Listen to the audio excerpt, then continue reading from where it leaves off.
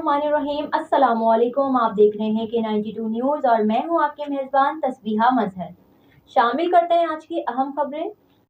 Sunday cricket league में रेक्सर जिमखाना लांडी जिमखाना के दरमियान मुकाबला। लांडी जिमखाना की फतह रेक्सर जिमखाना के शहजाद कादर की बेस्ट बॉलर करार पाए।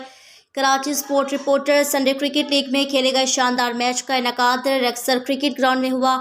रेक्सर जिमखाना की जानिब पहले बैटिंग करते हुए रफीक कादरी ने 64 गेंदों पर 92 रन, आरिफ न्याज ने 17 गेंदों पर 30 रन और जुबैर ने 7 गेंदों पर 22 रन बनाए। इस तरह रेक्सर जिमखाना ने 25 ओवर में 7 विकेटों के नुकसान पर 217 रन बना सकी।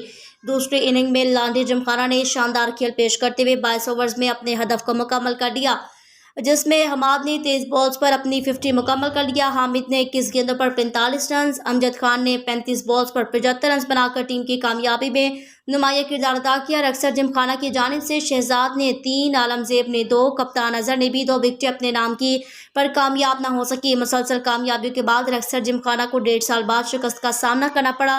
मैच के इख्तिताम पर हमीदुल्लाह न्याजी ने जीतने वाली टीम लांडी जिमखाना के कप्तान को कैश और ट्रॉफी इनाम दिया, जबकि शहजाद कादिर बेहतरीन bowler, Amjad Khan best batsman करार पाए।